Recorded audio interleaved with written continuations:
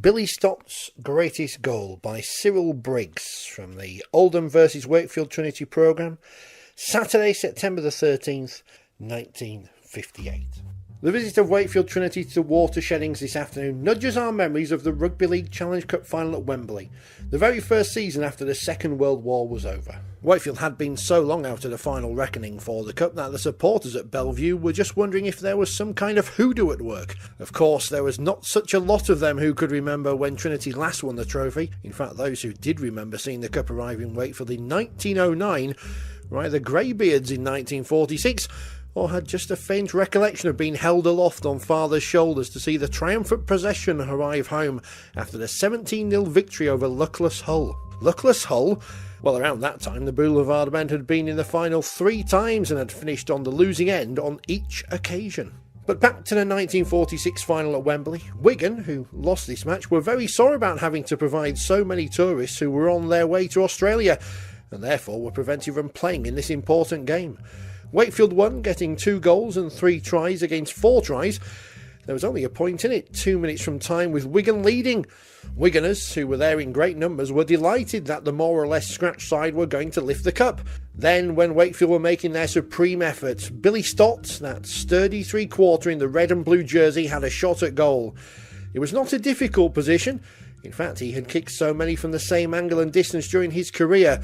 But to the groans of the Yorkshire fans, the ball sailed wide of the upright. Gone, so it seemed, was the last chance of Wakefield lifting the trophy after 37 years. But Wigan suddenly made a mistake and were promptly penalised for scientific obstruction. The refs did not signal crossing, as they do today. Stott took the shot, but before doing so took a long while, so it seemed, in preparation. And it was almost on the same turf where he had shot wide a very short while earlier. Some Wakefield spectators, who were seeing the stadium for the first time, closed their eyes as Stott made his run-up. Others turned away, but kept their fingers crossed. But the brave ones took it all in their hearts, beating in real excitement. Wiganers hoped against hope that Stott would fail again.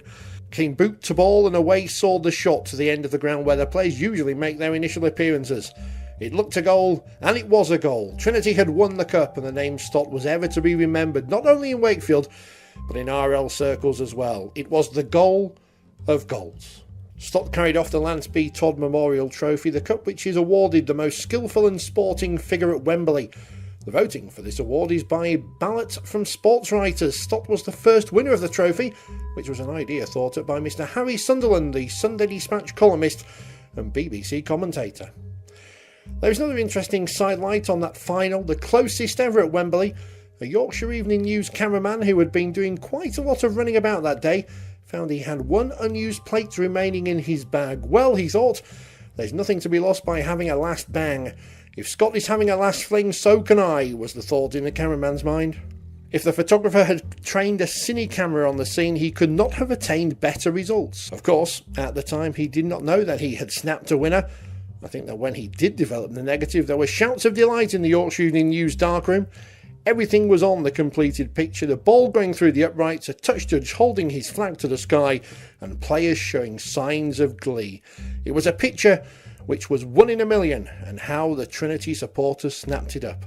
I understand that scores of prints were requested by RL clubs, for the picture was indeed one for the gallery. It goes to show that players can bring off a spectacular win, even if the odds seem all against you. On this famous occasion, I think fate was on the photographer's side, for his office was situated in Trinity Street, Leeds.